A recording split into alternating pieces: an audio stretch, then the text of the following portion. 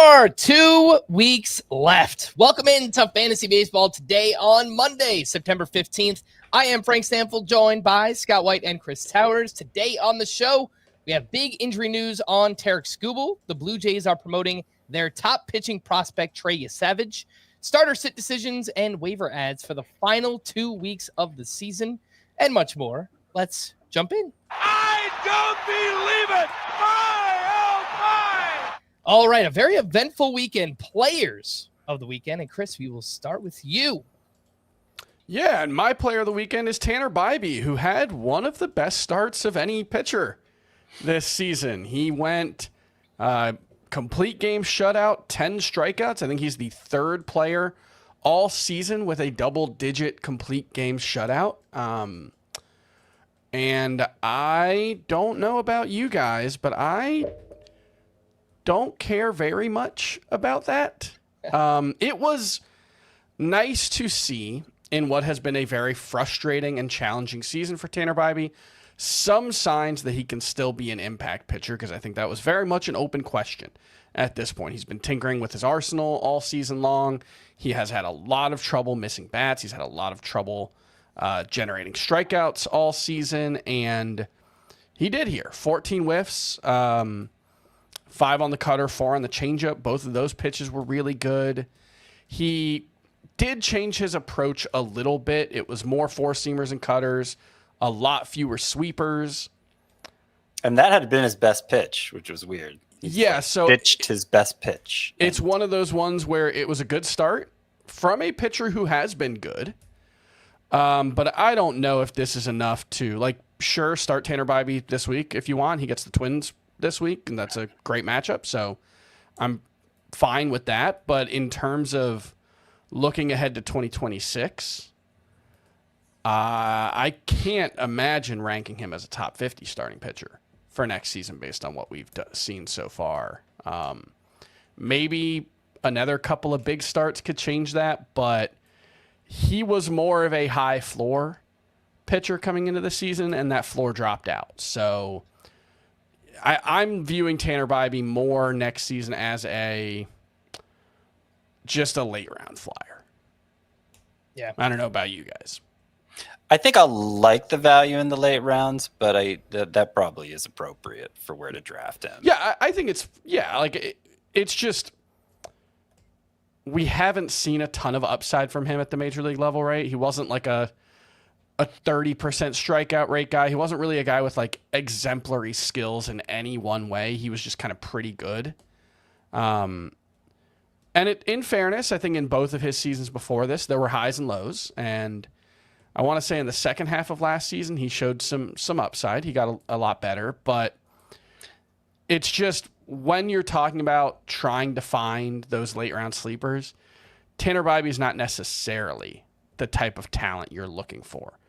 He feels like more of a stabilizer, and now the stability's gone based on this. It was 9.7 K per 9 last year, which is better than I don't know. It's better than I remembered. You're getting close to 10, obviously at 9.7, and 10 is pretty very close. Impressive. Former top prospect. Obviously, the ERA for his career had been great prior to this year, and he's always been a good control guy. So I think I'll like him as a bounce back candidate if the risk of that being wrong is basically nothing, and I think it will be. I mean, I'm not looking at the rankings, rest of season rankings, to the degree that even matters anymore. Because how do you do rest of season rankings for 2 weeks? I mean, if you took that literally, your rankings every pitcher who has 3 starts left is going to be at the top, and every pitcher who has 2 starts left is going to be at the bottom. But the two of us, Chris, had him outside of our top 80, so clearly our expectations for him, at least right now, who knows what he does in the off season, comes in looking like next spring, but at least right now our expectations are low. It might just be as easy as this is a buy low opportunity. Not that he has tremendous upside, but again, he was being drafted as a top 30 starting pitcher entering this year. And now we're talking about him being maybe outside the top 50 next year. I thought it was interesting looking at his expected ERA by StatCast. for his first 3 seasons. Yeah. Almost identical, 368, 375, and 373. So perhaps this is just kind of an outlier bad season for Tanner Bibee here. Well, he has definitely become seemingly consciously much more of a pitch to contact guy this season. Yeah. And he has generated a lot weaker contact as a result. 354 expected WOBA on contact is a below average mark, or a better than average mark, I guess. Last year it was 376. So, it's not like it's been a totally lost trade-off for him, but on the whole, you'd rather get those 5 percentage points of strikeout rate back. It just, anytime you can rely less on your defense and less on luck on balls in play, that's generally better. Mm-hmm.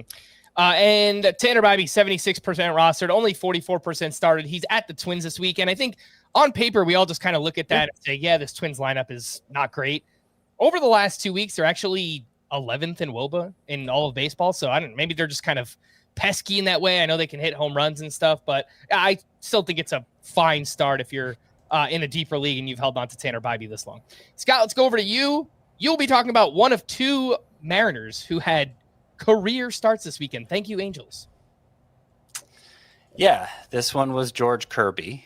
Though George Kirby actually has done this twice now, 14 strikeouts and 0 walks. I can't remember what the exact stat is, but I think he's the only pitcher ever to do that twice.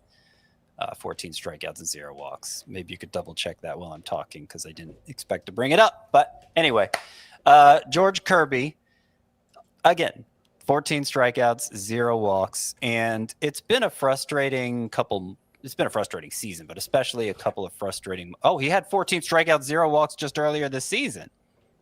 Wow. Frustrating season, extreme highs and lows for George Kirby. These 2 14 strikeouts, 0 walks efforts being indicative of that. His previous 2 starts were especially bad. He gave up a combined 10 earned runs in 6 innings with only 3 strikeouts between those 2 starts. So then he bounces back with this awesome start. And he threw his fastball 50% of the time, 4-seam fastball. It's the most he's used it all year. That's like double the season usage for George Kirby. And in a way, it kind of felt like retro George Kirby because his fastball is great. And he was one of several Mariners pitchers that came up with a great 4-seamer and then kind of built an arsenal around that. And, I wonder maybe if he got away from it too much.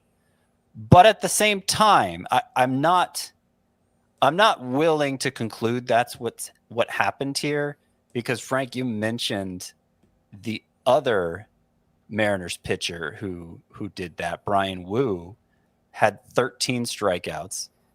Like the second career high strikeout game for Bryan Wu in like last month, if I'm remembering correctly.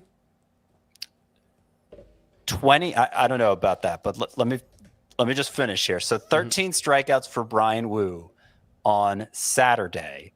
Half of his whiffs came on the fastball, the 4-seamer, which he also increased the usage of. And then the day before that, also against the Angels, Bryce Miller got 11 strikeouts, a ton of whiffs on his 4-seamer, which he threw a lot more. And then you keep going back. Remember Tosh Bradley last week threw his 4-seam fastball a lot more, got 18 whiffs in that start. It was against the Angels. So I think the Angels just can't hit 4-seamers, and all these pitchers have figured out, and they're spamming that pitch against them because it keeps happening day after day after day. So good for George Kirby for taking advantage of it. Clearly he is capable of this kind of start because for like the 4th time, we've seen him do exactly this before, but it's not like he's totally in the clear. I'm a little confounded by him and the way this season has gone, and he's going to be a difficult one to approach next year too. I think that the biggest thing that I have found with George Kirby is his arm slot has dropped significantly in 2025. He was always a very high arm angle guy for a while, and that has changed. He's down to a 29-degree launch arm angle. It's 37 degrees last season. And that is something that we're starting to see pitchers do more of, intentionally lower their arm angle. But you also sometimes see it when guys are dealing with injuries. Yeah.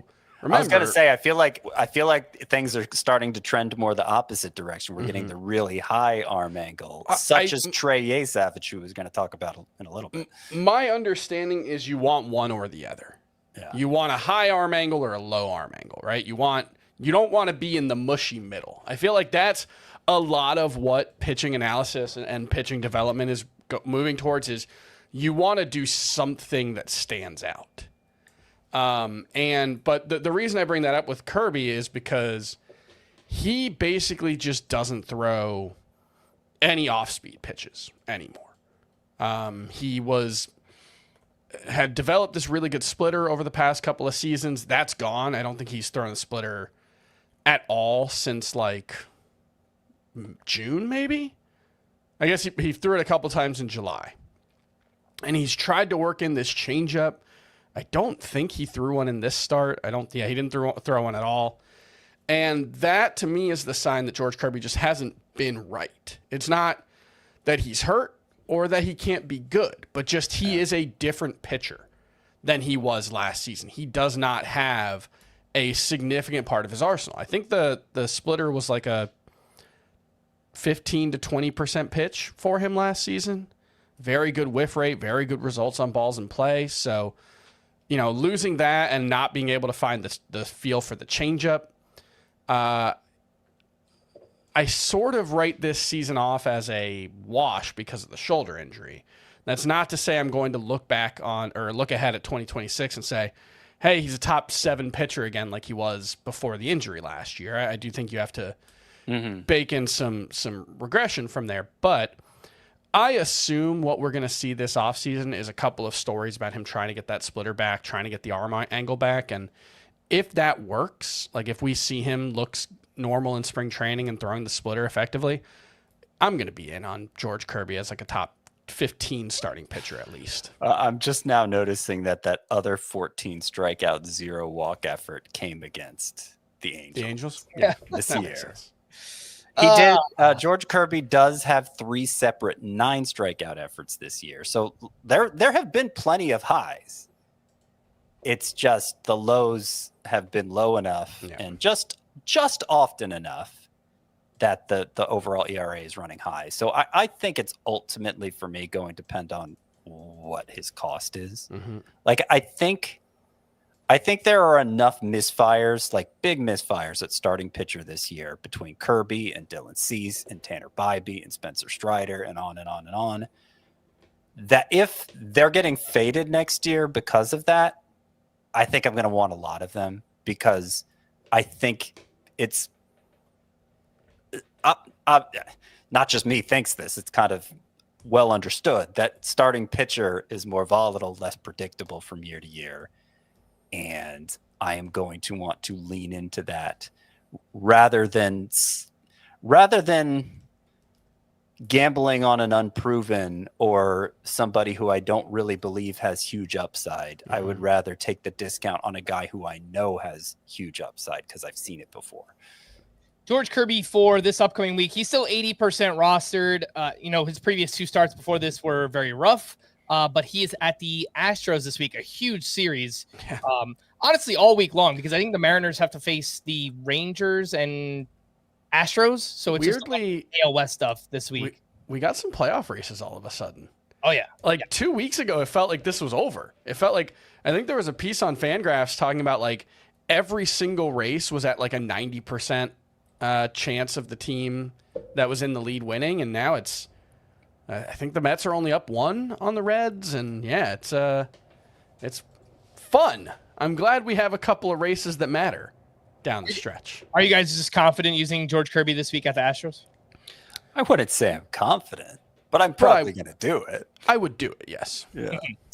All right, my player of the night was going to be Gabriel Moreno, but we're running a little bit long here on players of the night, so I'll save that for a little bit later on. I did just see some breaking news that the Giants are calling up top prospect Bryce Eldridge, so we'll talk about that a little bit here after the break as well. We've got a couple prospects to talk about. Tarik Skubal. Let's take a quick break, and when we return, we'll get into all that right after this. You can't count on Derek's tong skills. Oh, Tony, I think it hit the ground. But you can always count on Sundays with the NFL on CBS and Paramount Plus. Welcome back in Fantasy Baseball today. Let's start with the big news of the weekend. That was Tarik Skubal, who left Friday's start with left side soreness. Imaging came back clean, thankfully. And the Tigers said they'll monitor his side over the next few days. But the expectation is that Skubal will make his next start. Do you trust it? If you have Tarik Skubal, it's hard to say because obviously he's the best pitcher in baseball, so you would just use him no matter what. But I guess there's a chance if maybe he doesn't bounce back the right way, they just kind of push him back or skip his start. What do you guys do with Skubal this week? I mean, I got a bad feeling about it.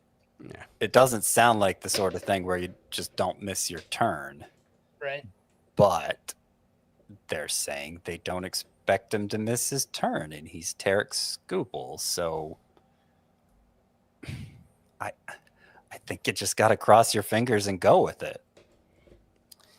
I haven't been tout wars. I haven't decided what I'm going to do yet. I would hate to miss out on a 6 shutout innings, 8 strikeouts, picks up the win type performance. And Tarik Skubal, he could do better than that. That's the mid-range outcome for Tarik Skubal. I know it is just it's a really hard spot.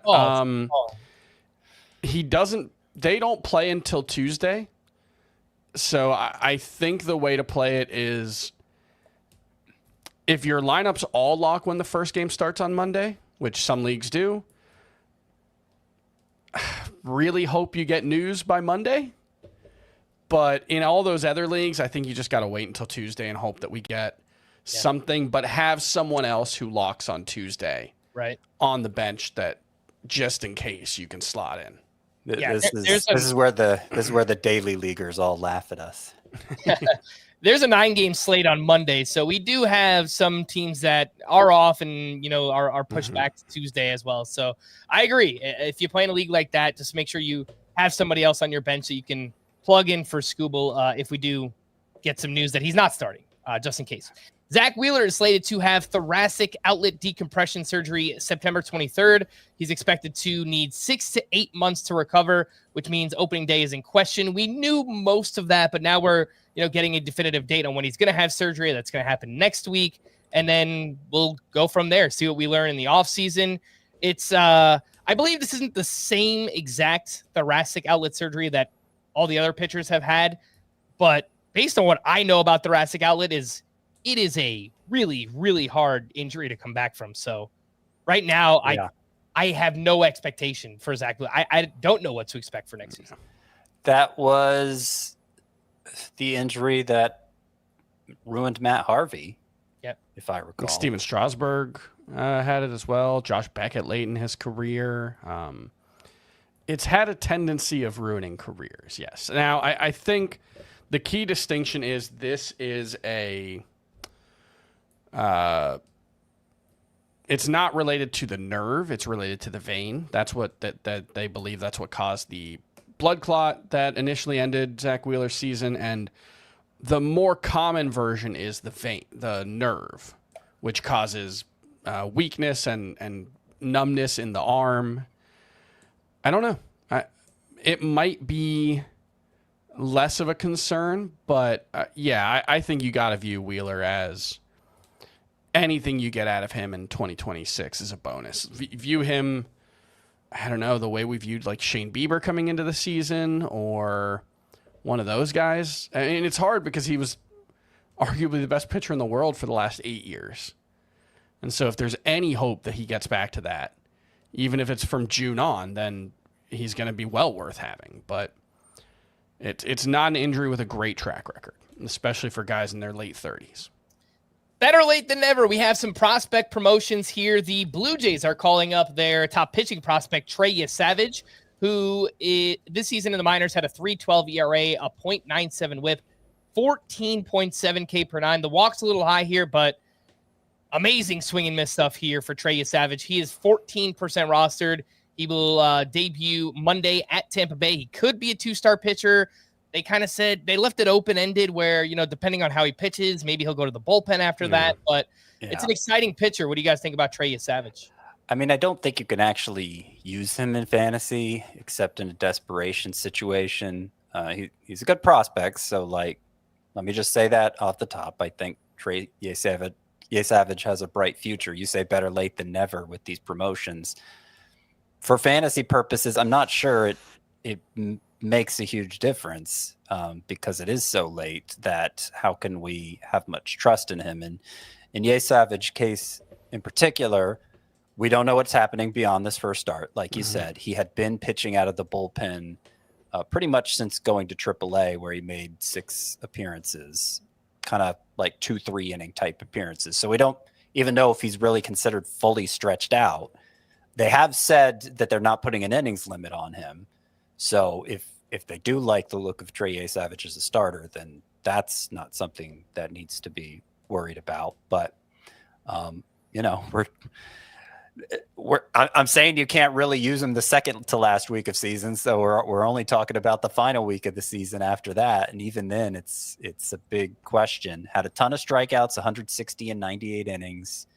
I mentioned earlier in the show, very, very, very high arm angle. It looks like the ball is coming straight down on the hitter, the fastball, and yet he is an extreme fly ball pitcher, which comes with some risk in addition to the walk risk that you mentioned, Frank. So ton of strikeout upside here, but some performance questions, I would say, since there are a couple of red flags there with the fly ball rate and the walk rate. And then on top of it, major usage questions down the stretch this year. I think in the wide world of streamers, I'd probably put him above the median. It's a nice soft landing spot. The Rays aren't a great lineup. He's backed up by a very good team. It's a pretty decent spot. And when things have gone wrong for the rookie pitchers lately, it's mostly been after the first start. The first start's been really good for a lot of these rookie pitchers. That's when the trouble starts. So I'm not saying he's a must add or a must start pitcher, but I'm certain when we get to the start or stream or not stream. Did I say that right? I don't know. To stream or not to stream? He'll be more attractive than the names. I would guess he's going to be better than, I don't know, Martin Perez or whoever's going to be on there. I don't think that strategy is good. So Sure. Of course I won't like Trey Yesavage doing that with him either. Sure, but if you're chasing volume more than ratios in a roto league, I certainly think there will be worse options than an incredibly talented 21-year-old with a good matchup. And if you're looking for Trey Yesavage, the last name is a little interesting here. So it's Yasavage. So the spelling there, if you're looking for Trey Yesavage. I mentioned before the break that we just got breaking news that another prospect is being promoted. The Giants are calling up first base prospect Bryce Eldridge, who arguably has the best power in the entire minor leagues. This season hit 260, 25 home runs, 84 RBI, 843 OPS. He did all of that in just 101 games. Strikeouts are high. It's a 30% strikeout rate, but his exit velocity is 95.8 average, 114.6 max exit velocity. So I think this is more exciting for real life purposes. And, we get a little taste before next season. And, maybe he'll be in the running for an opening day roster spot next year. He's trying to, they're clearly trying to go for it. The Giants, I think, are one game out of a wild card spot right now. I don't know that you want to add him outside of like a deeper league, just, trying for power here, but it is a very exciting prospect. I just don't know how much it'll matter for 2 weeks. Yes, I agree with all of that. And I think he's probably only up because the Giants find themselves in the race and they're starting Dominic Smith at first base. Wilmer Flores and Dominic Smith. Yeah. What do they have to lose? Is Smith? Did Smith get hurt this weekend? Yeah, he went on the IL. That's what it was. That might contribute as well. Because I'd been monitoring Eldridge as a potential stash for ever since he got promoted to AAA, and things hadn't been going very well for him there. And it's not like they've been that great recently either. He's been striking out nearly 1/3 of the time. Exit velocities are great. You can't ask for better exit velocities than that. But he's only 20, and Yeah, I don't know. I mean, we've seen it happen where these ridiculous strikeout rate guys come up to the majors and it works just fine. I feel like, to the point that I feel like I'm guessing whenever a prospect gets called up, and there's no rhyme or reason for which ones actually succeed and which ones don't immediately. Or maybe there is a rhyme or reason. I just haven't unlocked the secret. But my hunch is that Eldridge is going to have a hard time transitioning to the majors. There was very little separation before the season between Eldridge and Jack Caglione and Nick Kurtz in terms of how they were viewed by prospect people. And you can see how differently that's gone. I mean, maybe I'm just more biased against strikeouts than some prospect people, but I had Eldridge as a clear third below those two because they didn't have strikeout problems, and he clearly does. Yeah. Again, that's Bryce Eldridge, 23% rostered. Giants top first base prospect. They're calling him up to make an impact here down the stretch. Kyle Tucker is unlikely to return when first eligible on Tuesday. He's on the IL with a left calf strain, so I think we're just leaving him on the bench until maybe the final week of the season. Jose Altuve left Saturday with right foot discomfort and then sat out Sunday as well. Starter sit Jose Altuve this week. I guess probably if you can find a decent alternative, you got to play it safe with them. I feel like if there's any doubt. I feel like last week or the week before we had a bunch of these guys, and I feel like I had the wrong sense on every single one of them, so I have no idea. I just don't know. Yeah, I mean, it's without information. We're just kind of taking an educated. I mean, There's just a pretty thinking, good chance you don't have a good second baseman on your roster. What would I do? I have Altuve in a league where I might be playing for the championship game. I think it was really close last time I checked. And I put in a claim for like Jorge Polanco and Bryson Stott. Obviously, it's a shallower league, and so the alternatives there are halfway decent. Brendan Donovan, I think, is in the queue. And unless I hear something at the last minute, Altuve's fine, he's in the lineup, then I'm probably going to start whichever of those second basemen I get. Yeah, I almost always tend to just play it safe because I hate taking zeros in my lineup. Sometimes it does backfire. You know, star players will miss a game or two and come back and boom, they'll be great for the final 3 or 4 games of the week. And then I miss out on stuff, but I hate taking zeros. So I usually like to have a backup for situations like this. Trevor Rogers left Friday start with left toe discomfort. We haven't heard much about his status for this upcoming week, and that's unfortunate because he's been amazing. Dodgers' Will Smith went on the IL with a sore right hand, retroactive to September 10th. No shortage of catcher replacements. We'll talk about a few of those in a little bit. Max Muncy of the Dodgers was out of the lineup Sunday after getting hit by a pitch in back-to-back games, once on his head, once on his forearm. So he's a little beat up here, but I don't think it's anything that will keep him out of the lineup too long. Seiya Suzuki has missed 3 straight with an illness and is not expected to play on Monday either. He's also just been really, really bad in the second half, so might be an excuse there to get Suzuki out of your lineups. Zach Neto missed 3 straight with a hand injury he suffered on a swing on Thursday, so I'll throw it your way again. Starter sit Zach Neto. I lean towards start, but it's kind of the opposite of Altuve, where there's a decent chance you have go add Ezekiel Tovar, who's I think 49 or 50% rostered right now and has 6 games at Coors Field this week, and where he's like a 360 hitter. Yeah, he's got a 950 something OPS at Coors Field and a 660 something OPS away. So just have him just in case. I don't know. Tyler Soderstrom has sat out all 3 games this weekend with groin tightness. And I feel like groin injuries are a little bit trickier here. Yeah. I don't know. You might need a replacement for Tyler Soderstrom this week. The same league where I have Altuve, I also have Soderstrom.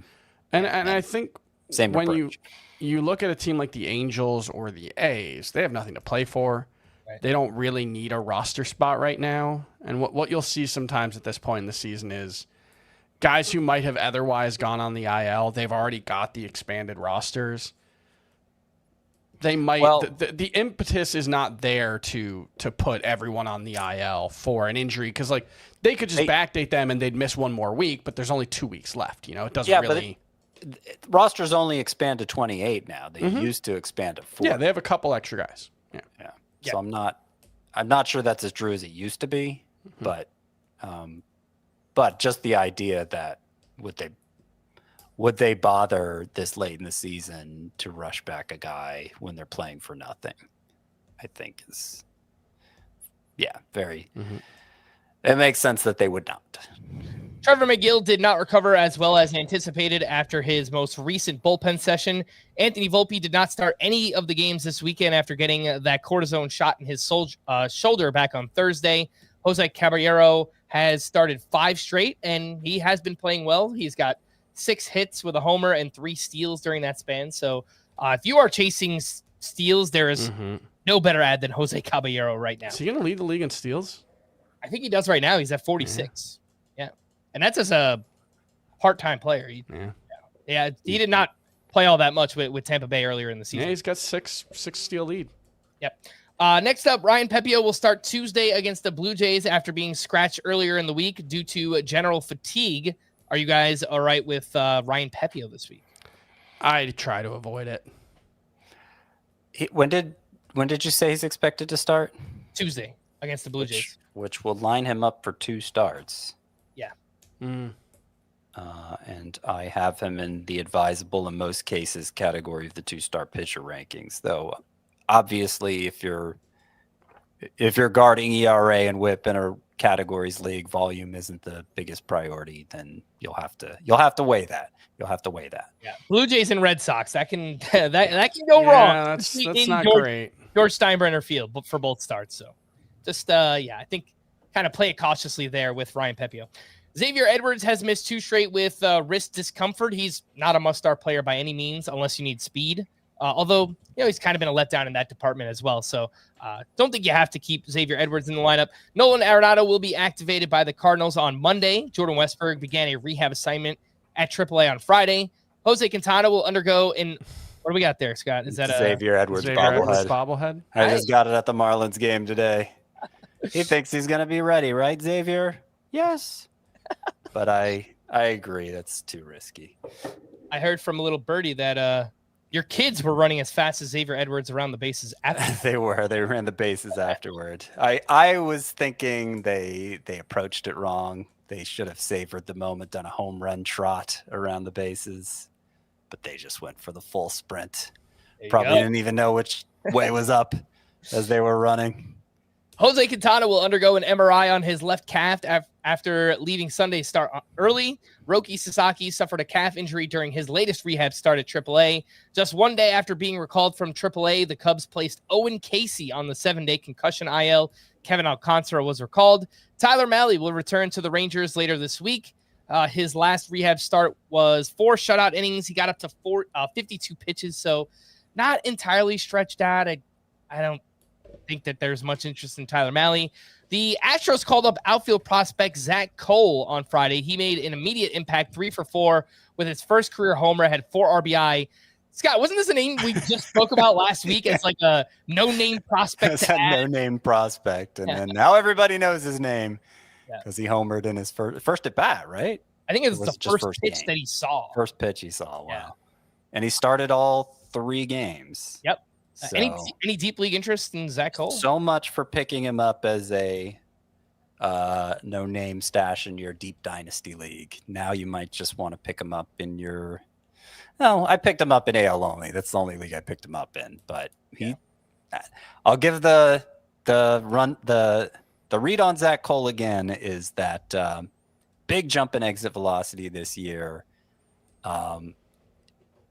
I saw Baseball America in more than one place compare him to Spencer Jones, but that also comes with big strikeout numbers, and that was true for Zach Cole at AAA. Can steal some bases, can hit some big home runs. We'll see if he can keep the strikeouts under control. He's already 25, so not a lot of. You can improve at any age, but you'd like his chances of improving better if he was 20, like Bryce Eldridge is. No surprise, but the Mets are moving Sean Manaea to the bullpen. Blaze Alexander left Sunday after getting hit by a pitch on his left elbow. And some other names who went on the IL this weekend: Mason Wynn with a torn meniscus in his right knee, Dom Smith with a right hamstring strain, Chase Dolander with a patella tendon strain in his left knee. Travis d'Arnaud went to the 7-day concussion IL, Lance McCullers with right hand soreness, and Justin Topa with a left oblique strain. With that, Chris, I'll throw it over to you for the Dog of the Week. And now it's time for the Dog of the Week segment, brought to you by Boehringer Ingelheim, the maker of NexGard Plus, Afoxolaner, Moxidectin, and Pyrantel chewable tablets. Use with caution in dogs with a history of seizures or neurologic disorders, and ask your vet if NexGard Plus is right for your dog. And the Dog of the Week this week is Hurston Waldrop, who had that amazing run of 4 starts to open his career or his season, and then had 3 kind of iffy starts where he mostly avoided the meltdown. Like, he had the one with no strikeouts and 1 walk. He had 4 walks in one, 5 walks in the next, but it was only 4 earned runs across those 3 starts. Well, it caught up to him this time. 8 earned runs in 4 2/3 innings over the weekend. The splitter was still good. It just kind of feels like everything else has backed up a little bit. The command hasn't been as good. The cutter got crushed in this start, and I don't know where we're at on Waldrop now that the command has taken a big step back the past couple of starts. The strikeouts haven't been quite as good. And obviously we don't have a super long track record here, but he was someone I know, 4 starts ago we were all very excited about. So what do you guys think about Hurston Waldrop? I think it's probably too risky to use him rest of season. I think he made big strides this year. I think he's definitely going to be part of the rotation mix for the Braves next year. Though they'll be getting a lot of guys back from injuries, so I don't think he'll be a shoo-in for a rotation spot at the start. But it's a really great splitter. Got to throw more strikes than he has his last 3 outings. I believe it was just a 57% rate in this bad start over the weekend. That's kind of the problem with splitters, is that when you can command them well, they're really good pitches, but there's a reason most pitchers throw their splitter as just like Logan Gilbert basically only throws his splitter in 2 strike counts, because that's a pitch that is hard to throw for strikes and hard to get good results if you have to throw in the strike zone. And Waldrop added the cutter and the sinker this year. They seem to have really helped, but it's obviously been inconsistent. It's at Washington, good matchup, but yeah. I don't think you can trust him. I might start him in tout based on the categories I have the most room to make up ground in. And that's a 15-team roto league, so deeper side for sure. But I wish I had better pitchers I could start instead. Yeah. And I think with Hurston Waldrop here, and any pitcher, if you're not going to use him this second to last week or the fight, you could drop that pitcher. So if you're looking to stream somebody else, or just maybe you're just going for saves or something, if you're not going to use Waldrop, I think he's probably droppable. So. All right, and that was the Dog of the Week segment, brought to you by Boehringer Ingelheim, the maker of NexGard Plus, Afoxolaner, Moxidectin, and Pyrantel chewable tablets. They provide next-level parasite protection against fleas, ticks, heartworm disease, roundworms, and hookworms, all in a tasty, beef-flavored soft chew. Used with caution in dogs with a history of seizures or neurologic disorders. Dogs should be tested for existing heartworm infection before starting a preventive, and ask your vet if NexGard Plus chews are right for you. All right, let's take our final break. When we return, I got some waiver ads from the weekend. We'll get into that right after this. They want to take this place from us. My family is in danger. My wife is lost to me, and I don't have time. 1923, new season now streaming exclusively on Paramount Plus. Welcome back in Fantasy Baseball today. Waiver wire hitters for the second to last week of the season. Reminder of Scott's sleeper hitters for this week: Austin Hayes, Giancarlo Stanton, Drake Baldwin, Brenton Doyle, Kyle Manzardo, Jake Berger, Wencel Perez, Ezekiel Tovar, Otto Lopez, and Kyle Teal. And the best hitter matchups this week: the Reds, Braves, Rockies, Marlins, and D-backs. One name I wanted to ask about, just based on the matchups, he's kind of been heating up a little bit.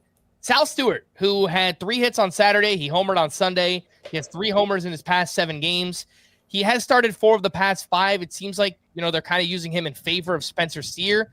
25% rostered. I think in deeper leagues or leagues with, a corner or middle infield spot, I'm kind of interested in using Sal Stewart this week. Yeah, I think that makes sense. I actually made a replacement from the Friday show. Andrew Vaughn was among the sleeper hitters in the Friday show, but he did not start a game over the weekend. So he sat out 4 straight. So so I replaced him, and I considered Sal Stewart as his replacement, given the Reds having the most favorable matchup and Sal Stewart having a good weekend. Ultimately went with Kyle Teal instead, but I think Sal Stewart in deeper leagues where Teal and probably a lot of the hitters you just listed off are already rostered, then Sal Stewart makes sense as a pickup. Yeah, and if you held on to Andrew Vaughn this long, I think you go ahead and drop him. He's still 60% rostered. Again, first baseman on that list, Manzardo, Berger. I think you can go with those guys instead of Andrew Vaughn this week. One name in shallower leagues, I keep bringing it up. He's just, he keeps making things happen. Royce Lewis, he continues to run. That's what's really big about his game right now. He had 3 more steals this weekend. Last 21 games, he's hitting .271 with 6 homers, 9 steals, and OPS over 800, 72% rostered. It's only a shallow league play, but if you need a third baseman, which I feel like a lot of people might, Royce Lewis still out there in, I don't know, some leagues. It's fascinating because he hasn't stolen 10 bases in a season. I guess he did it in 2023 across both the majors and minors. But that was not a part of his game the past couple of seasons. And then the last 3 weeks or so, he's just running a ton, which the Twins have nothing to play for right now. Yeah. How much of that is just, it doesn't matter, just do what you want? Is this going to be sustainable for next season? I don't know, but at least looking ahead to 2026, it's another pathway to value for a guy who looked like he had to mash to have value. And now, when I look at Royce Lewis, I think his overall career line was just 256 batting average, 773 OPS across nearly 1,000 plate appearances. That's probably what I expect from him moving forward. And that's not a superstar. That's barely a must-start third baseman. But if he could steal 15 bases to go with the 25 to 30 home runs that he could hit over a full season, that starts to look a lot more interesting. So it's nice that he has another way to contribute, at least. 2 names in medium-sized leagues. Mickey Moniak, a huge game on Sunday. 4 for 4 with a pair of socks and shoes. 2 homers, 2 steals, same game. Moniak has had a solid season. 268, 21 homers, 9 steals, 815 OPS. Playing time is a little bit sporadic. He doesn't play against lefties. 39% rostered. They have the 6 home games this week. At least 2 lefties on the schedule. How much can I interest you in 4 games of Mickey Moniak against right-handed pitching this week? Not very much. Yeah, I just wish he was playing more. That's why even with the Rockies having a full week of home games, and he did this on the road, notably. So he came through in a big way on the road. But it would have to be like in the 5th outfielder spot of a 15-teamer, I think, to really even consider using Moniak. He's just not in the lineup consistently enough. My player of the night, Gabriel Moreno. He has been raking since his return. He went 2 for 4 with a sock in the shoe on Friday, 2 more hits on Saturday, and last 18 games, he's hitting .355 with 4 homers, 17 RBI, and OPS over 1,000. And someone who typically hits way too many ground balls, his ground ball rate during this stretch is under 20%. So it's a lot of line drives, lots of fly balls. There are also a lot of catchers right now that we continue to talk about, but I think specifically in a 1-catcher league, if you just need a streamer or in some crazy way, if he's out there in a 2-catcher league, Gabriel Moreno, I think I've been very impressed with what he's doing, and they have great matchups this week. Yeah, only 35% rostered, so there's probably some 2-catcher leagues where he's available. Now, would I rather have him or Kyle Teal, who's been really hot for a long time now? Yeah, I think I'd rather have Teal. That's what I was going to ask, because I have 2 catchers on the sleeper hitters list for this week, Drake Baldwin and Kyle Teal, which I rarely have catchers on that list. I actually try not to put catchers on that list because I know there's so little utility for them. but I don't have Gabriel Moreno on that list. The Diamondbacks do have the 5th best hitter matchups, so you could definitely make that case for him. I like Gabriel Moreno. I always have. And the fact that he is elevating, addressing really what's been his biggest issue so far is encouraging. All of which is to say, I understand why you may not be able to find a place for him in your lineup on your team, but he is absolutely part of this windfall that catcher has experienced this year. It's like a 950 OPS since he came back from that injury in like early August. Yeah. No, he's been lights out. Again, that is Gabriel Moreno. A couple names here in deeper leagues. Nice weekend for Moises Ballesteros. 2 hits on Friday, first career homer on Saturday, and then 2 more hits on Sunday. He started all 3 games. The Cubs have 7 games this week, 2 lefties on the schedule, so I think he should probably play 4 or 5 times this week. That's Ballesteros. Brandon Marsh stayed hot, 2 for 4 with his 10th home run on Saturday. Last 13 games, he's hitting over 400 with 3 home runs during that stretch. Huge weekend for Cody Clemens, who is now on the Twins. 4 for 4 with a triple dong, 5 RBI on Friday. And over his last 19 games, he has 6 homers, 2 steals, and OPS over 850. And a gentleman named Carlos Cortez. He's an outfielder on the A's.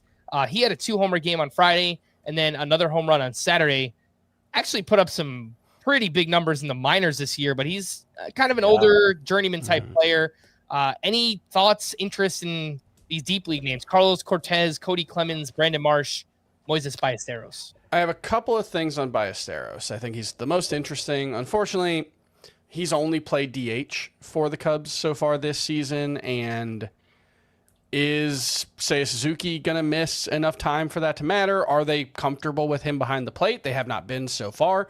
Are they comfortable with Seiya Suzuki in the outfield with Kyle Tucker out to keep Ballesteros bat in the lineup? I would hope so, but I don't have a ton of confidence in that either way. I bring up that he's only played DH to also point out that next season, unfortunately, Moises Ballesteros, in theory, should be a really interesting sleeper. But he's going to be DH only. Yeah. So it's going to we're going to have to see if they bring back Carson Kelly and Miguel Amaya for next season. They're both under contract. Yeah. So right. So would they look to trade one of them? I have no idea. I know they like both of them. So maybe they'll look to trade Ballesteros. Maybe it's a narrow path. And then he hit the home run that Anthony Rizzo almost caught, right? Did you guys see that? Yeah. That was unbelievable. Anthony Rizzo was sitting out in the outfield on his jersey or his retirement ceremony day. He's wearing a jersey signed by all the players. Ian Happ came out and threw him a ball with like a $100 bill taped to it. That was very funny. And Moises Ballesteros hits the ball literally directly at Anthony Rizzo. It hit off his hand. I know, he's got his phone in his hand, so he can't catch it.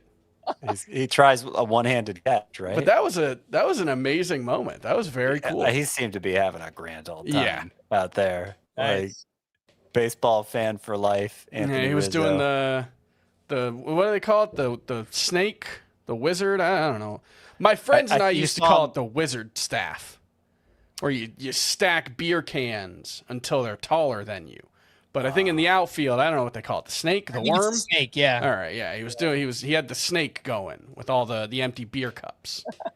Yeah. You saw him mouth after he missed it. That's why I retired, or that's why I'm retired, or something like that. That was a fun moment. Yeah. It was. That is very cool. Any other thoughts on these other names here? I actually do like Carlos Cortez in theory. I believe he's shortstop eligible on CBS, even though he's been playing the outfield. Obviously, he's not playing the shortstop over Jacob Wilson. His slash line at AAA this year, 322, 414, 603, 17 home runs in 71 games, 41 walks to 46 strikeouts, so near even ratio. He is a 28-year-old down there at AAA, but then he comes up and starts mashing too. It's interesting. I don't know what league context I'd consider using him. AL only. Yeah, probably nothing beyond that. But if barely Carlos played. Cortez becomes a name we care about next season, obviously on the lower end level still, but if it happens, then it wouldn't surprise me. All right, waiver wire pitchers, 2 names in shallower leagues. We spoke about Tanner Bibee. Weren't that enthused about using him at the Twins this week. What about Noah Cameron, who was great at the Phillies? 7 innings, 2 runs with 7 strikeouts here, had 18 whiffs on 86 pitches. Threw his curveball more in this one, and that seems like a pretty good idea. He is 76% rostered, 50% started, but he gets the Blue Jays this week. Yeah, I would not go out of my way to start him against the Blue Jays if I could avoid it. They're really good against lefties. Yeah, and they don't really strike out either. So great 2-star week for Noah Cameron here. Last 2 starts, 7 innings, 2 runs, 7+ strikeouts in each. But yeah, tough matchup against the Blue Jays. And I mean, especially it looked like he was kind of losing it in August. I think he had like a 4.20 ERA or something. Yeah. And that's really all we're looking at this point is just what are their matchups this week. So we can like a player for next season and long term, but if we don't like the matchup, we're probably just staying away. 3 rookie pitchers who pitched well here. Bubba Chandler bounced back with a strong start at the Nationals. 6 innings of 1-run ball with 7 strikeouts. Had 18 whiffs on 81 pitches. I saw he maxed out at 101 miles per hour multiple times in this game. So pretty impressive stuff coming off a terrible outing last time out. He gets the Athletics this week. I thought this was an interesting quote from Bubba Chandler because perfect through 5, gave up a couple of hits and a run in the 6th, and that was it. But that second hit, the one that gave up a run, was kind of unlucky. And he said, kind of just some unlucky hits that I gave up, kind of spiraled in the minor leagues with that. Happy that I didn't today finish that inning. So maybe some insight into why things went so wrong for him in the minors this year is Minor league defense. the mental game. Oh, maybe minor league defense too. Yeah, that's a good point. But just he referred to not spiraling this time when he was having trouble with that in the minors. But yeah, I mean, the talent was evident. Like, this guy is really impressive. Threw 69% of his pitches for strikes, which with his stuff, that'll work. That'll definitely work. Change was phenomenal too. Yeah. So let's see more of that Bubba Chandler. 2 other rookies who pitched well this weekend, Parker Messick and Brandon Sproat. If we're just looking at the matchups coming up, Sproat gets the Nationals, Parker Messick is at the Twins, and Bubba Chandler gets the Athletics this week. Are you looking to use any or all of those names this week? I like all 3. I think all 3 are fine with those matchups. I might prefer Messick the most out of this group. He's in the sleeper pitchers. Yeah, the Twins' best remaining pitchers besides hitters besides Byron Buxton are pretty much all lefties. So Wallner and Larnick. And frankly, Messick's changeup should help him Against at least somewhat neutralize righties. So I think he's good. I really like Parker Messick. I think Chandler, there's big upside against the A's, especially not in Sacramento. And Sproat's got a good matchup against the Nationals. I think all 3 of them are fine. I think Sproat is 3rd, though, just probably in terms of talent. Well, I don't know. He might be more talented than Messick. I think Messick's just a better pitcher. But I would put Sproat 3rd. A complete random story from the weekend. I was playing MLB Road to the Show. I'm currently a center fielder in the AA affiliate for the Giants. A lot of the times I don't know any of the names of the pitchers I'm facing, but I faced Parker Messick and I hit 2 home runs off of him. Uh-oh. So take that, man. Parker Messick. Changeup wasn't working. Well, unless you were a lefty. I don't know. No, switch This is illuminating stuff. Yes, exactly what you wanted to hear, Scott. Some names in medium-sized leagues. Justin Verlander pitched well again. He's at the D-backs this week. Tough matchup. Slade Ciccone, a successful 2-start week. He is at the Twins. And Tomoyuki Sugano had himself a nice start, but he gets the Yankees. So can I interest any of you in Sugano, Ciccone, or Verlander? I mean, Verlander, I don't love with the matchup, but he's been pitching well for long enough that he could have another good start. I don't think there's a high priority there. Even when he's pitched well, the whip's been pretty high. I will say, though, if you don't want to pick up Verlander, if you don't want to start Verlander at Arizona, I get it. I don't really either. But the final week of the season, if that matters in your league, let me double check here. He might not line up for 2 starts. It might just line up for 1. But there's a chance he gets St. Louis and the Rockies on the road. Ooh, So very good. Yeah, keep that in mind. I mean, either way, if it's a 1 start, those matchups are pretty good too. So. Yeah, but the 1 start would just be the Cardinals if that All happens. Right. He wouldn't get the Rockies. Well, you know they've what? been the worst. They've been the worst offense in baseball in the second half. If they're still in it, maybe they force the issue and they give Verlander that second start. So it might be worth picking him up just in case that happens. In case, yeah. Imagine their playoff hopes are on the shoulders of Justin Verlander, like the final day of the season. That'd be pretty cool. One name in deeper leagues, Andrew Alvarez has looked pretty good here for the Nationals. 6 shutout innings with 5 strikeouts, had 15 whiffs on 85 pitches. Great matchup against the Pirates. Problem for this week is that he's at the Mets, so I don't think we want to do that, but he's looked pretty good. Yeah, I don't have much interest. All right. Yeah, I think you probably missed on the best of Andrew Alvarez already. So it would be. Yeah, he gets the Mets this week. It would. You don't want to chase that performance. Can we drop these 2 pitchers? I don't think that we're going to use either one of them this week, but you guys tell me. Jonah Tong had a rough start. He couldn't even get out of the first inning. He does get the Nationals this week, which is a nice matchup, but he just hasn't looked great so far. And Aaron Nola got rocked by the Royals of all teams, 6 runs over 6 innings. And he's at the D-backs, so I don't think we want to do that either. I mean, I know his last start before this one was good, but I didn't see a ton in that Aaron Nola start that made me think that it was likely to continue. And Tong, I still believe in the talent. I still have a lot of excitement in the long run, but yeah, there's no reason to hang on to him right now.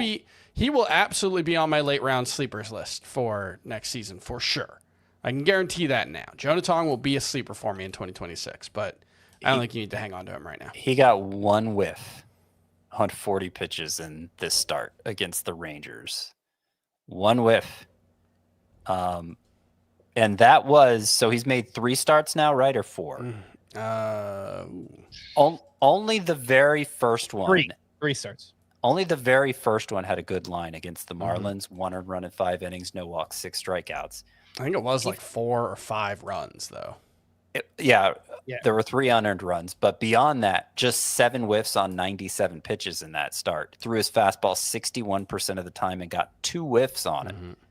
So, like, he's throwing the fastball a ton, and it's just not missing bats like it did in the minors, and that's concerning. I'm not saying he's not sleeper worthy for next year, but I am saying I see no reason to have faith in Jonah Tong right now. Starter sit these pitchers for this upcoming week. And first up, Sandy Alcantara. Sandy? Tell me about it, Stud. Another great start, and last 6 outings, a 2.48 ERA, 0.78 whip, over a strikeout per inning for Sandy Alcantara. But he's at the Rockies this week. So, I mean, you don't love that. Yeah. If you want to sit him, I think that's fine. But, like, he looks like Sandy Alcantara right now. He's got a 3.34 ERA and a 1.03 whip since the All-Star break. Even the bad starts have all been, like, 6 innings. I think he's had, like, since the start of July, I think it's 3 different starts of at least 4 earned runs, but also at least 6 innings, which is, like, kind of the Sandy Alcantara thing. Like, even when he's not going well, he's at least giving you depth, and he's been phenomenal, really, for the most part. So I think he's back. I think we're talking about him as a top 36 pitcher next year. If you want to sit him against the Rockies in Colorado, I think that's reasonable.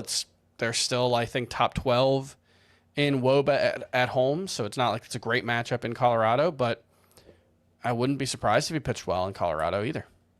Luis Gil tossed 6 no-hit innings at the Red Sox. He also had 4 walks and 4 strikeouts. Now has 4+ walks in 5 of 8 starts. 2.83 ERA with a 1.40 whip. So doesn't exactly add up, but he's at the Twins this week. Can I interest you in Luis Gil? No. I mean, I could absolutely see a good start, but he's not pitching well right now. I know the ERA is sub 3, but less than 8K per 9, more than 5.5K walks per 9. Yeah. Like, he limits hard contact, but you can't keep getting away with this. Yeah, he's avoided home runs. Yeah, 3.5 home run to fly ball rate. So let me see if I can. Yeah, 2 home runs all year. All year. 2 home runs for a big fly ball guy in a big home run park.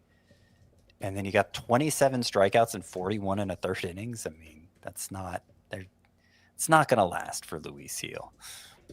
Next up, Luis Castillo, a strong start against the Angels. No surprise, the Angels. He had 18 whiffs on 96 pitches in this one. Has turned in back-to-back quality starts after a very rough 4-start stretch. And Luis Castillo is at the Royals this week. So I think we get a thumbs up for Luis Castillo. Yeah. Yeah. Sure. With that matchup, sure. All right, next up, Ryan Nelson, who pitched well again at the Twins, 6 shutout innings with 4 strikeouts. I was surprised to see that, he's only 79% rostered and 53% started. He's 17 starts in the rotation, a 2.76 ERA and a 1.03 whip. He gets the Phillies this week, so it's not a great matchup, but he's just pitched really well. So what percentage he threw his fastball against the Twins on Saturday?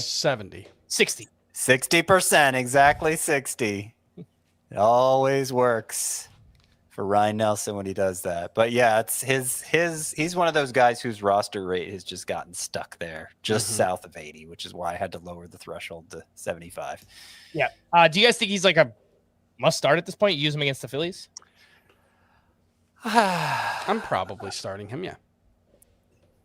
I would be okay with starting him against the Phillies, but a lot of those head-to-head leagues where you're one of the best teams playing for a championship, you probably got a deep rotation and you could maybe find somebody better to start.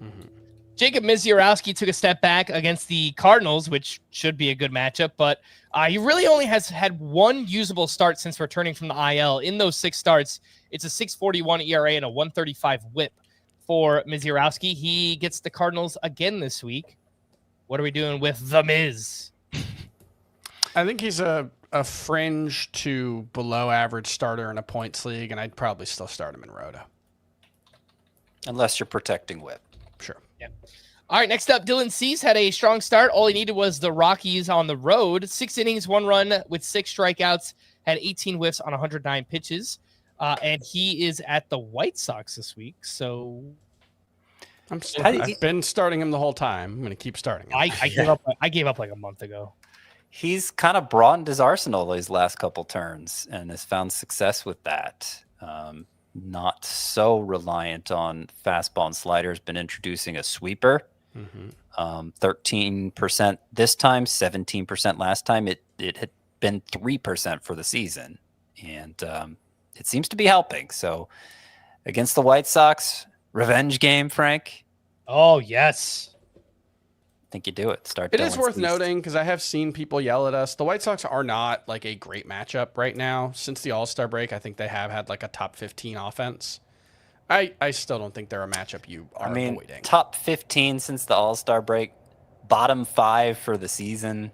They're 12th in this last 30 days. Yeah, I like. They're 7th in WOBA since the All-Star break. Second half, yeah, that's pretty good. That's pretty good. But they're still 5th from the bottom in runs for the season, and like, I don't know.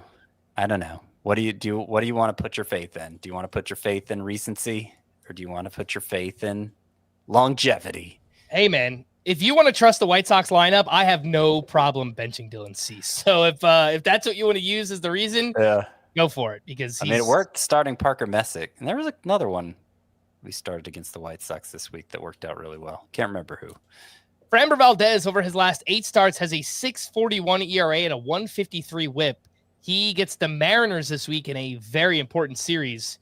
I know most of the time Valdez is just a must-start pitcher, but man, he's going through it right now.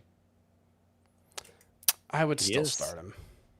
I get it. I understand, but I just... He is a guy who feel seems to be a big thing for him. He has to have the feel for the curveball, especially. And that's not been there as consistently as you'd like in the second half of the season. And we have seen early last season he really struggled before turning it on. So he is one of those guys that, like, trends do tend to matter. But I think the track record of him being a great pitcher is long enough that I'm not going to sit him. It really I'm gonna depends how dance good with who your I came to the alternatives dance are. with. Like, I would not sleep him for any. Sleep him. I would not start him for any of my sleeper pitchers this week. Bench him. Start over. Oh man, really falling We are apart here. spiraling here the final 2 weeks of the season. I would not sit Framber Valdez for any of my sleeper pitchers this week, except maybe the top one, Kyle Bradish. That's 2 starts. But if you just have a lot of great starters, then I could see sitting. Yeah. Sitting him. Last 2 names here on the starter sit discussion, Shane Bieber and Nolan McLean. They both pitch very well. Bieber gets the Royals this week. Nolan McLean gets the Nationals. So I'm not even going to ask. I'm just going to tell everyone, use Shane Bieber and Nolan McLean this week. The Giants' decision to start their top pitchers on short rest did not go well against the Dodgers here. Logan Webb hit hard, 4 innings, 10 hits, 6 runs allowed, and Robbie Ray, 4 innings, 5 runs with 6 hits and 4 walks. Robbie Ray has had a rough second half here, 5.22 ERA and a 1.45 WHIP. The problem, most of these guys are just kind of auto starts. I mean, these 2 in particular. They also get the Dodgers in LA again this week. So, man, is there any way you would bench a Logan Webb or Robbie Ray? Would you start them or start Framber Valdez? I'd start the Giants, guys. I agree. I would rank them probably Webb, Framber, Robbie Ray right now. In terms I think of that's how I have them ranked. Yeah. Overall, yeah. Yeah. I will say Webb's sweepers seem to be sweeping like normal again in this start, and he actually got a good whiff rate on it. Actually threw it more than any other pitch. So he had been having to shy away from it recently. I know the result was terrible, so who cares about the sweeper, right? But maybe it's a good sign moving forward for Logan Webb. I'll also point out with Ray, his velocity has been fluctuating a lot lately. It was up in this one. It had been down significantly a few starts ago. So it stabilized a couple starts ago, and the fact that it's not consistently down, I think, is a good sign. But that's just the one thing I've noticed if you're looking at the rough second half, is he probably just hasn't been, I don't know if it's mechanically quite right or whatever, but I think that's probably something there. Yeah, it's always a risk to bench players of this caliber. I really hate pitchers facing the same opponent 2 times in a row, and especially when it's the Dodgers too. It's just Sure. I think that's reasonable. It's just tough. How many people, like, I don't know, are you doing it for Noah Cameron? No, not against Probably not. That's a tough matchup, but Kyle Bradish, I think I probably Okay, sure. 2-star Kyle Bradish, especially in the points league, that's fine. Ryan Nelson versus the Phillies? No. I think I'd rather start the Giants, guys. Jacob Misiorowski? No. I think I'd rather start the Giants, guys. Yeah. So it's not impossible that you're sitting them, but I'd lean against it. Yeah, I just think, as a general rule, if it's something feels too clever this time of year, it is. Like, don't do that. Don't do things that are too clever. You can fall for the, like, I need to do something. You know, like, I don't want to just sit here and watch my season end. I'm going to be a man of action. And it's like, well, no, you can make the wrong decision too. Yeah, I mean, if you guys haven't learned by now, I am a very big overthinker. So I would just be so annoyed if I start Logan Webb and then it was just so obvious you should have benched him against the Dodgers 2 starts in a row. But whatever. And part of it is what you can live with more. I mean, there is a psychological aspect to this. I would be just the opposite psychologically. Like, if I benched a stud because I was doing something clever, and then he throws 8 shutout innings like studs tend to do, and my pickup gives up 4 runs in 5 innings, like, that would be harder for me to live with. Yeah. I am sure Logan Webb has had good starts against the Dodgers before. Some other pitching leftovers here. We mentioned Bryan Woo and George Kirby. Bryan Woo set a new career high with 13 strikeouts. We mentioned that up top. Also, Yoshinobu Yamamoto, spectacular at the Giants. 7 innings, 1 hit, 1 run, 10 strikeouts. Last 3 starts, he's gone 7+ innings in each, 1 earned run, and at least 10 strikeouts in each. So he has been amazing. And Jacob deGrom turned in a solid start in his return to Citi Field. 7 innings, 3 runs, just 2 strikeouts here. Weird, and a lot of hard contact, but the results turned out okay.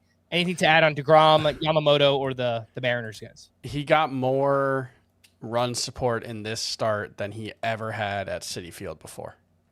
Is that true? That's 100% true. Yeah. I mean, the Rangers scored like 8 runs, so it's not. It wasn't like they scored 4 and it was the most run support he's ever had. But I thought that was funny. Still, I mean, he probably made what? It was like 105 starts, I think. Something like that. Yeah. Field? That's crazy. Oh my gosh. A couple other pitching leftovers. Garrett Crochet, another big start. This time on Sunday Night Baseball against the Yankees. 6 innings, 3 runs with 12 strikeouts. Had 23 whiffs on 99 pitches. Tyler Glasnow, a strong start at the Giants. 6 2/3, 1 run, 4 walks. Obviously, that's high. 4 strikeouts here, but that's 3 straight quality starts for him. And a rough start for Hunter Green. Just wanted to mention at the Athletics, 2 1/3 innings, 5 runs, 4 walks. He struggled to throw strikes in this one. Gets the Cubs this week. I think he's just a must-start pitcher. But anything to add on Hunter Green, Glasnow, or Garrett Crochet? Nope. Keep shining. Keep starting him. All right. Some hitting leftovers. Geraldo Perdomo, another big game on Friday. 1 for 2 with a sock and a shoe. He's up to 19 homers and 26 steals. Clearly, Manny Machado heard us call him the dog of the week last week because he homered on both Friday and Saturday. Facing the Rockies helps, obviously. Nice weekend for Lawrence Butler, who homered on Friday and then had 3 steals on Saturday. That gets him up to 20-20 for the season, but still a disappointing year. 240 batting average, 729 OPS. Junior Caminero. Caminero.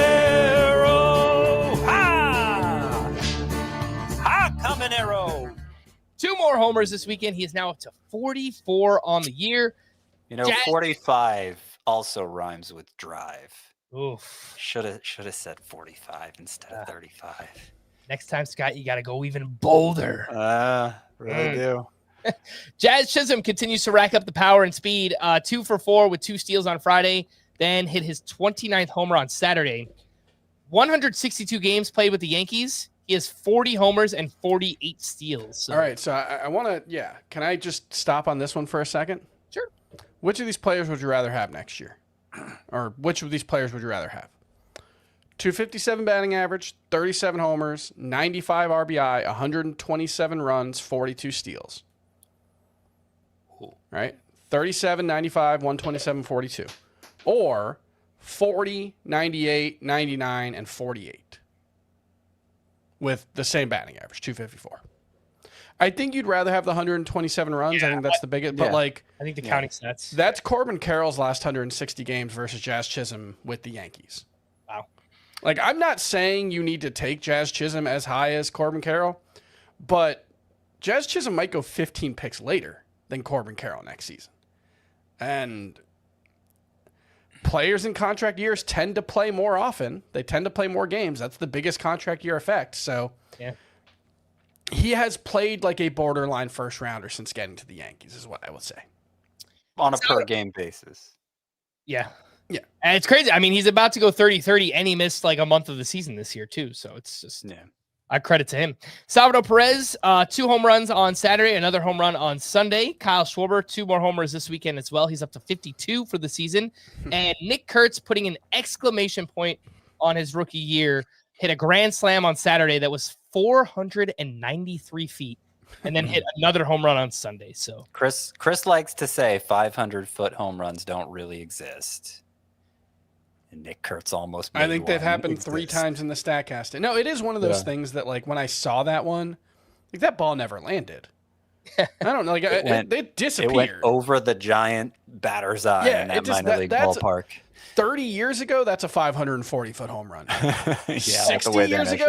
60 years ago, that's like a 580-foot home run. And now it's like, it was only 493. Yeah. Well, nobody's saying it was only 493. StatCast has robbed us of something, I will say. The call to the bullpen for the Cubs on Friday. Brad Keller pitched in the 8th inning with a 2-run lead facing the top of the Rays lineup. Andrew Kittredge got the 9th. He picked up his 4th save. Then on Saturday, Brad Keller pitched in the 9th with the game tied. He gave up a solo homer and took the loss. And then on Sunday, Andrew Kittredge back in the 9th inning. He picked up his 5th save. So kind of just feels like Andrew Kittredge, and he's 15% rostered. Yeah. Sure seems that way. For the Yankees, David Bednar picked up 2 saves this weekend. It pretty clearly is his job as long as he's performing.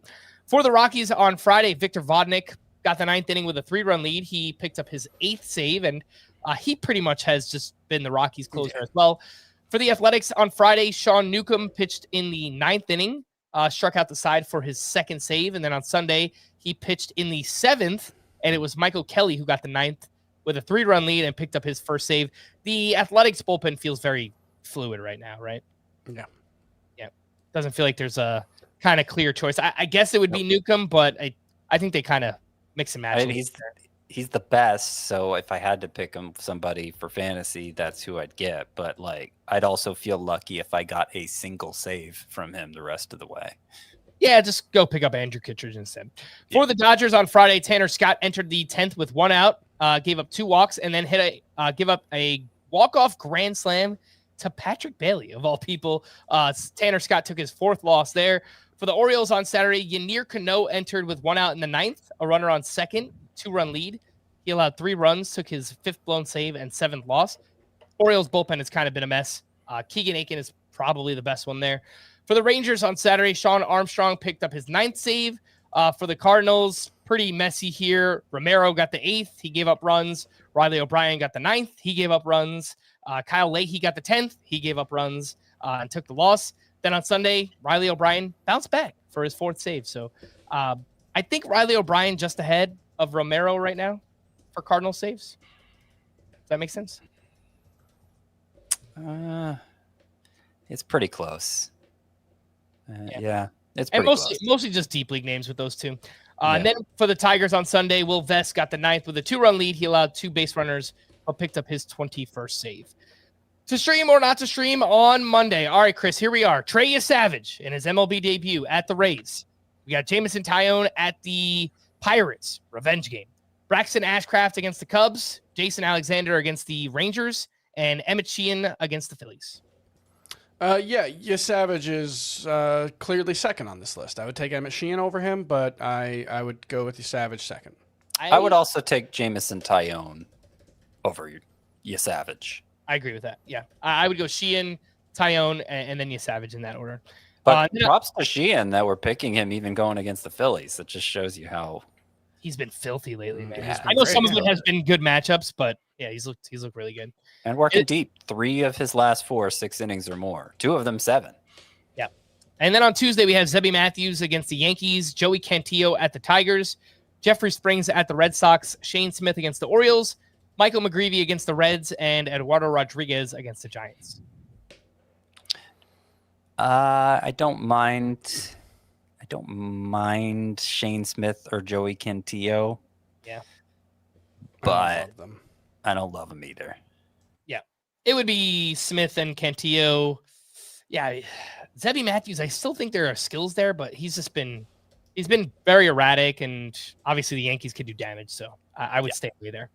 We are going to wrap there for Scott and Chris. I am Frank. Thanks as always for tuning in to Fantasy Baseball today. Please make sure to follow and leave a 5-star rating on Apple or Spotify. And we will be back again tomorrow. Bye-bye.